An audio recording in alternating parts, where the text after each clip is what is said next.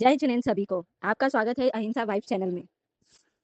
हे गुरुदेव, संसार का सर्वोच्च सुख मोक्ष है, लेकिन हमें संसार के सांसारिक सुख, चमक धमक इतना प्रलोभित क्यों करते हैं कि हम इस लोभ के भंवर से निकल ही नहीं पाते। कृपया मेरी शंका का समाधान कीजिए। नमस्ते। इसी का नाम मोह।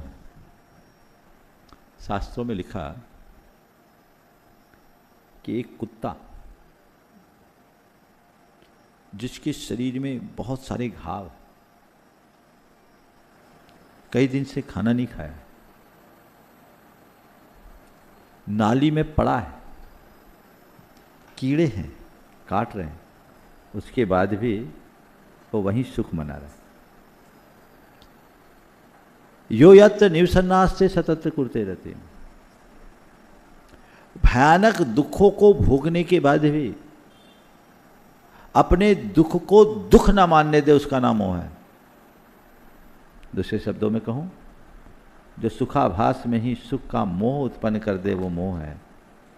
अगर दूसरे शब्दों से कहूं तो जो सच्चे सुख की प्यास प्रकट ना होने दे वो मोह है। और अगर कहूं तो मैं कह सकता हूं जो जीवन के यथार्थ का एहसास ना होने दे वो मोह है। और ये मोह जब तक हावी रहेगा व्यक्ति इन्हीं में उलझा रहेगा। सब जान रहे हैं, जानते नहीं, ऐसी बात नहीं है, सबको पता है कि नहीं बोलो। एक बार एक व्यक्ति गीत गा रहा था, ये संसार सागर दुखों से भरा, यहाँ सुख तो नजर कहीं आता नहीं। हमने सुना, हमने बोला भैया जब तुम्हें संसार सागर दुखों से भरा दिख रहा है, सुख नजर नहीं आ रहा है, तो जहाँ सुख है वहाँ आ जा। बोले महाराज आएंगे पर अभी नहीं, ऐसे लोग मरने के बाद आने की तैयारी करेंगे। मोह जब तक शमित नहीं होता तब तक जीवन की दिशा नहीं बदलती। इसलिए धर्म क्षेत्र में आगे बढ़ना चाहते हो तो पहला लक्ष्य रखो मोह ग्रंथि के भेदन का। शास्त्रीय भाषा में इसे ही बोलते हैं सम्यक दर्शन।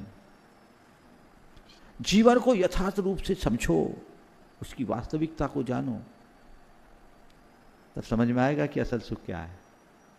समझ गए?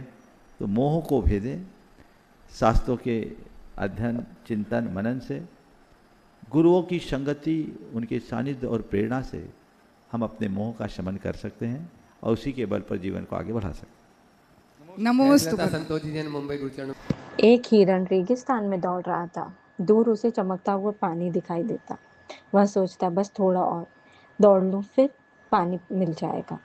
वह दिन भर दौड़ता रहा, लेकिन पानी कभी नहीं मिला, क्योंकि वह पानी नहीं, मृत तृष्णा थी। थका हुआ हिरण अंत में गिर पड़ा। एक वृद्ध साधु ने यह दृश्य देखकर कहा, संसार के सुख भी ऐसे ही हैं। हमें लगता है कि अगली वस्तु, अगली सफलता, अगला आनंद हमें पूर्ण सुख देगा, पर जब वह मिल जाता है तब भी मन खाली रहता है और नई चाह पैदा हो जाती है। संदेश: मोह मृत तृष्णा की तरह है, जो वास्तव में नहीं है, उसे भी सुख मानकर हम उसके पीछे भागते रहते हैं।